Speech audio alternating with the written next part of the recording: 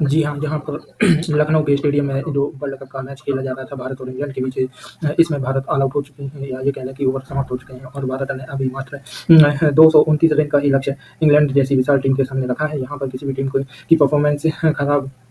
उसको हल्का नहीं मानना चाहिए। तो यहाँ पर हो सकता है कि भारत की ओर से जो शानदार खेला गया वह कैप्टन शर्मा जी के द्वारा खेला गया और इसके बाद राहुल के द्वारा भी बहुत अच्छा खेला गया। इसके बाद सूर्य कुमार यादव ने भी बहुत शानदार खेला और बाकी का कोई भी बैट्समैन इतना अच्छा नहीं खेल पाया है। फिर लास्ट में जो बुमराह ने 15-16 रन का जो योगदान दिया, इसी की बदौलत यहाँ पर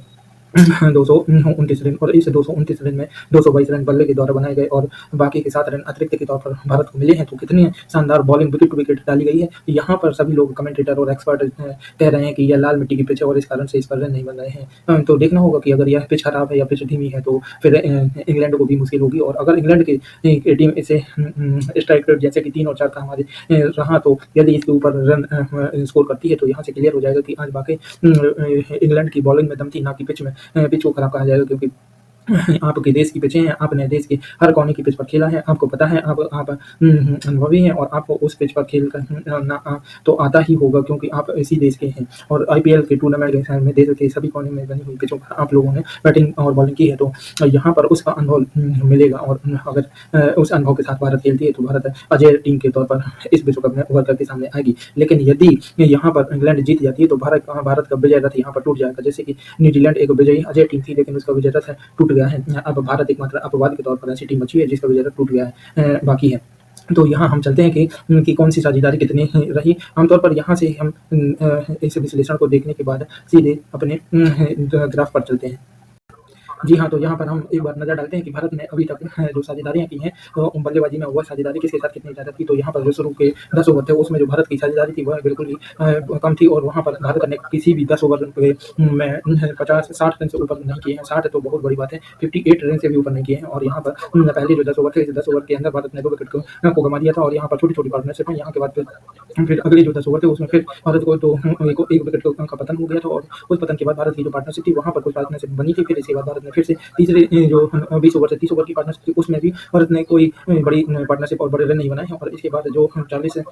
से 40 ओवर की पार्टनरशिप थी यह भी कोई बड़ी खास पार्टनरशिप नहीं रही, और इसके बाद 40 से 50 रन की पार्टनरशिप भी कोई खास नहीं रही। और इस तरीके से भारत की जो पार्टनरशिप थी वह 50 रन के आंकड़े से भी नीचे की सारी पार्टनरशिप है। सिर्फ एक पार्टनरशिप जो थी वह एक अपवाद के तौर पर शर्मा जी और राहुल के बीच में हुई थी। बाकी की कोई भी पार्टनरशिप आप यहाँ पर देख सकते हैं कि 50 रन का आंकड़ा भी नहीं छू सकी, और यही कारण है कि भारत का उनका स्कोर लो रहा। चलिए अब हम चलते हैं ग्राफ पर, और ग्राफ के साथ विश्लेषण करते हैं कि भारत को अब बॉलिंग के माध्यम से कैसे रन रेट के साथ रन देने पड़ेंगे, कैसी फील्डिंग होगी। एक बार फिर हम ग्राफ के माध्यम से भारत की बैटिंग लाइनअप को देखते हैं। तो यहाँ पर हम देखते हैं कि यहाँ पूरे 50 ओवर तक का औसत लिखा हुआ है, और यहाँ पर देखा जाए तो भारत ने के जो तीसरा ओवर था यह इस पूरे मैच का सबसे हाईएस्ट रन टेकिंग ओवर था। इसके बाद भारत ने पूरी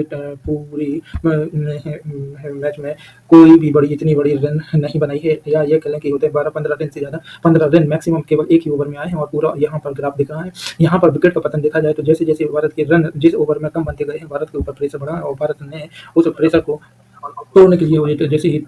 वहाँ पर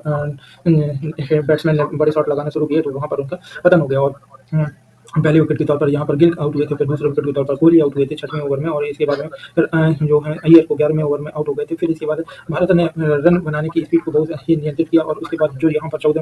13वें ओवर से लेकर के यहाँ पर 30वें ओवर तक की जो पार्टनरशिप हुई थी, यह पार्टनरशिप भी भारत की मुख्य निर्णायक स्कोर खड़ा करने के लिए पार्टनरशिप का अहम योगदान रहा है। इस पार्टनरशिप का 130 से 140 रन का योगदान है, बाकी का पूरा इसके बाद यहाँ पर जब शर्मा जी आउट को यहाँ पर माफ कीजिएगा, यहाँ पर जब इस तरीके से होने के बाद यहाँ पर पहले यहाँ पर के राहुल को दिखा रहे हैं, लेकिन यहाँ पर पहले शर्मा जी को आउट विकेट गया था और उसको यहाँ पर रिप्रेजेंट नहीं किया जाता है, कोई बात नहीं है। और इसके बाद फिर जैसे ही आगे का आया तो यहाँ पर रोहित को आउट करने का यहाँ पर ये आ चुका है, ठीक है जी, ये रोहित शर्मा का विकेट यहाँ पर बता रहे हैं, इट्स ऑल राइट। और इसके बाद आप देख सकते हैं कि यहाँ पर जडेजा विकेट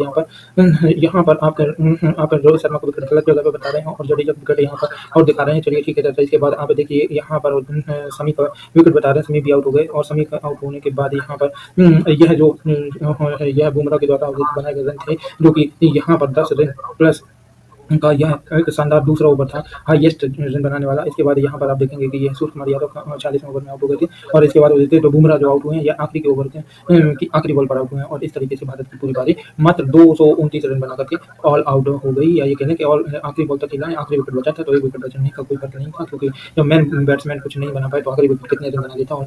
अब तो बॉल गेंदबाजों के ऊपर ही पूरी टीम डिपेंड करती है कि क्या गेंदबाज इस छोटे से रन टारगेट को जो हमको इंग्लैंड को चेस करने से रोकेंगे या फिर नहीं रोक पाते हैं। चलिए देखते हैं।